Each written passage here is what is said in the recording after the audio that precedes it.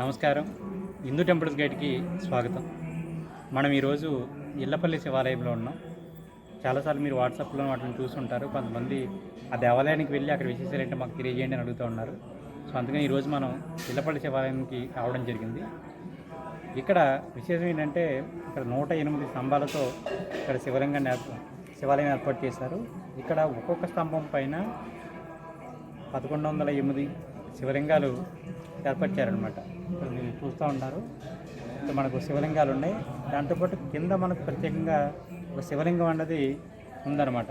చూడండి, ప్రతి స్తంభం దగ్గర 108 శివలింగాలు ఉన్నాయి.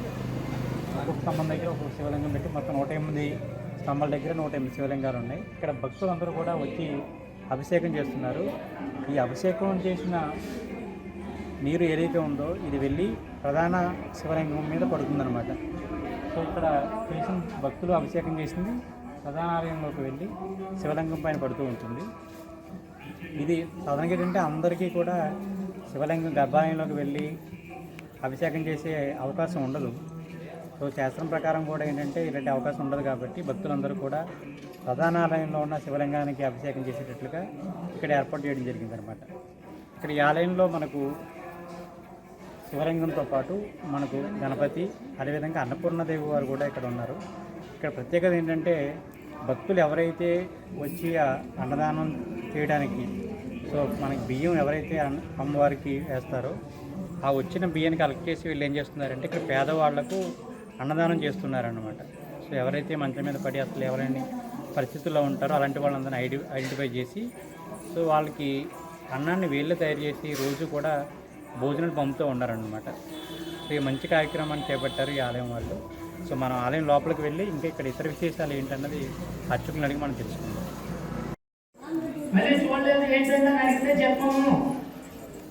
అందరూ కూడా గర్భాలయం దగ్గరికి రండి. గర్భాలయం దగ్గరికి వచ్చినట్టయితే చక్కగా ఆ యొక్క శివలింగం యొక్క నిజ స్వరూపాన్ని చూపిస్తాము. నిజ స్వరూపం వెండి కలర్, అది తిరిగి 5 నిమిషాలు 10 నిమిషాల లోపల మళ్ళీ తిరిగి బంగారం అవుతుంది. అలాంటి విధానాన్ని చూసుకునే సమయం ఉంటుంది. మీరు పోసుకుంటున్నారు కాబట్టి అలాంటి సాక్షాత్తు అంత పవర్ఫుల్ శివలింగం మీద మీరు నీళ్ళు పోసుకునే మహాభాగ్యం కలిగింది అనేది ఇంకా రెట్టింపు. ఉత్తిన ఉంది కాబట్టి పోసేశారు, అదేంటో తెలిస్తే ఇంకా భాగ్యంగా అంటే పోసేయడం ఎంత గొప్ప చూడండి. ఓం నమ శివాయ. క్లియరెన్స్ ఇప్పుడే ఇచ్చేస్తాడు భగవంతుడు.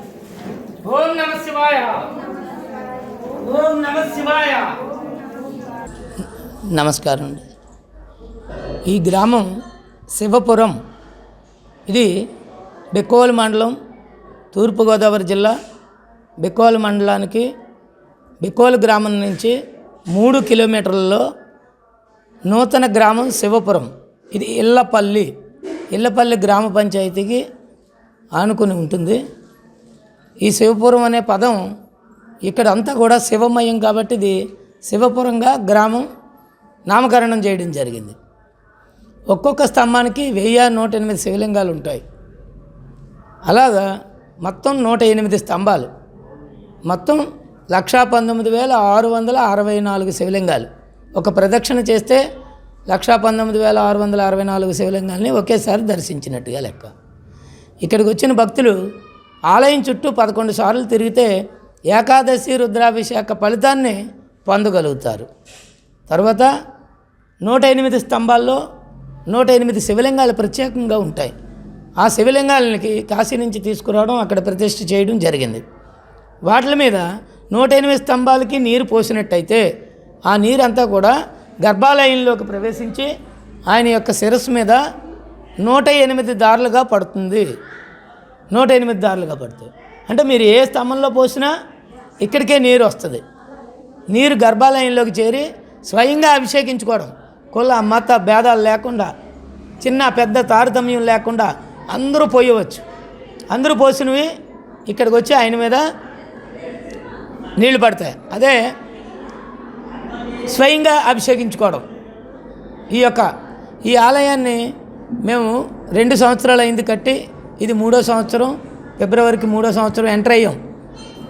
1 సంవత్సరం కరోనా వల్ల తెలియలేదు.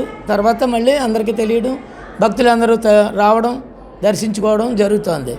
ఇక్కడికి వచ్చిన ప్రతి భక్తులు బియ్యం తెచ్చుకోండి, బియ్యం తెచ్చుకుంటే శక్తానుసారం బియ్యం తెచ్చుకోండి, అన్నపూర్ణాదేవి కాలువ దగ్గర పాదాల మీద పోయండి. ఇక్కడ ఆలయ నియమం, అది మొబైల్ తీసే ఆలయ నియమం. ఈ ఆలయ నియమం ఎందుకు అంటే, మేము గత 14 సంవత్సరాలు బట్టి ఈ యొక్క ఆశ్రమం, ఈ ఆశ్రమం పేరు శ్రీ సత్యరామ తిలక్ ఆశ్రమం. ఈ ఆశ్రమం నుండి జరిగే కార్యక్రమాలు ఏంటంటే, ఈ చుట్టుపక్కల ఉన్న 3 గ్రామాలకి, ఒక్కొక్క గ్రామానికి 10 మంది చొప్పున 30 మందికి ప్రతి నిత్యం క్యారేజీ పంపిస్తాం ఇంటికి.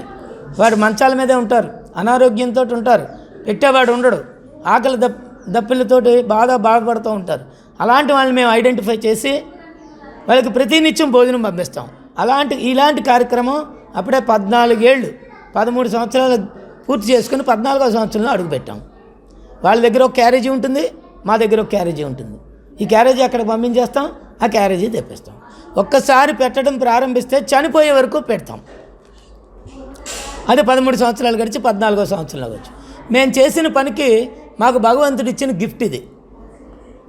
ఇలాంటి గిఫ్ట్ మాకు ఇచ్చాడు కాబట్టి మీకు కూడా ఏదో ఒక గిఫ్ట్ ఇస్తాడు. అందుకని దానం కొద్దీ బిడ్డలు, పుణ్యం కొద్దీ పురుషుడు. ఇలాంటి దైవక్షేత్రాలను దర్శిస్తే వచ్చేది పుణ్యం, పుణ్యం కొద్దీ పురుషుడు. మీరు దానం చేసే విధానం ఏంటంటే బియ్యం అంటే కడుపు నింపేది, ఆహారం. అలాంటి అమ్మవారి దగ్గర శక్తానుసారం బియ్యం తెచ్చుకుని అక్కడ వేయండి, అది ఆలయ నియమం. అలాగే శివుని యొక్క పాదరసలింగం, ఈ పాదరసలింగము నిజస్వరూపం వెండి కలర్లో ఉంటుంది. నిజస్వరూపం వెండి కలర్లో ఉంటుంది. మనం రోజు పొర సంతరిస్తుంది, పొర కవచం, బంగారపు కవచం వేసుకుంటాడు ఆయన. మనం తొలగించిన గుడ్డతో తుడిస్తే ఆ పొర తొలగబడుతుంది, కానీ ఏది మనకు రాదు, శూన్యం. కానీ వర్చస్సు, బంగారపు వర్చస్సు వెండిలో ఉంటుంది. అది తిరిగి మళ్ళీ 10 నిమిషాల్లో బంగారం అవుతుంది. 10 నిమిషాలు. అంచేత ఆయనకున్న శక్తి అపారమైనది. పాదరసలింగ శక్తి. అంచేత పాదరసలింగం అంటే సాక్షాత్తు పరమేశ్వరుని యొక్క వీర్యం అని గ్రంథాల్లో చెప్పబడి ఉంది. అలాంటి పరమేశ్వరుడు ఇక్కడ ఆసీనులై ఉన్నారు. అంచేత భక్తులందరూ కూడా అక్కడికి రావడం. దీని తర్వాత వెంకటేశ్వర స్వామి భూగర్భంలో ఉన్నారు. క్షేత్రపాలకుడైన వెంకటేశ్వర స్వామి భూగర్భంలో ఉన్నారు. అక్కడికి కూడా వెళ్ళి దర్శించుకోవచ్చు. బెకోల్ దగ్గర నుంచి petrol bunk, Indian petrol bunk పక్క నుండి దారి మార్గం ఉంది. 3 కిలోమీటర్లు ఈ గుడి. తూర్పుగోదావరి జిల్లా. ఉదయం 7 గంటల నుండి ప్రారంభించి సాయంత్రం 7 గంటల వరకు గుడి ఉంటుంది. మధ్య భాగం మందు 1 గంట టు 2 గంటల వరకు, అంటే 1 గంట భోజన విధానానికి, నైవేద్య సమయానికి వినియోగిస్తాం. తక్కిన సమయం అంతా భక్తులు రావచ్చు, దర్శించుకొనవచ్చు, ప్రదక్షిణ చేయవచ్చు, 108 స్తంభాల్లో నీళ్లు పోసుకోవచ్చు, పూర్తిగా ఆనందించవచ్చు, ఆ పరమేశ్వరుని యొక్క ఆశీస్సులు పొందవచ్చు. ఎలాంటి టికెట్ ఉండదు, ఎవ్వరూ తీసుకోరు. అంతా మీరు సంతోషంగా చేసుకుంటున్నారు చూడండి, అందరూ సంతోషంగా చేసుకోవడమే. ఎటువంటి టికెట్ ఉండదు, దేనికి టికెట్ ఉండదు.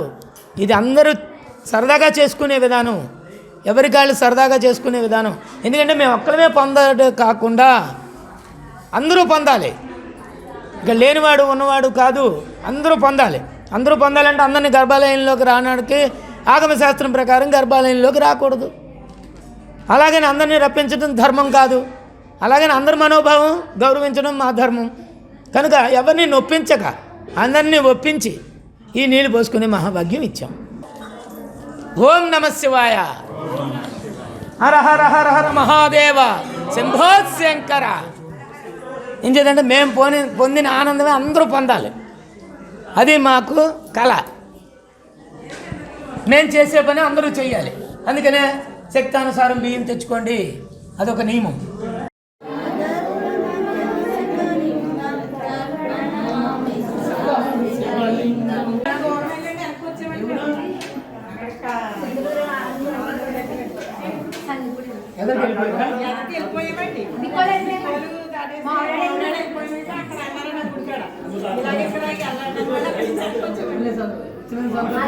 ఇంకా వెంకటేశ్వర స్వామి ఉన్నారు. అది చూడండి.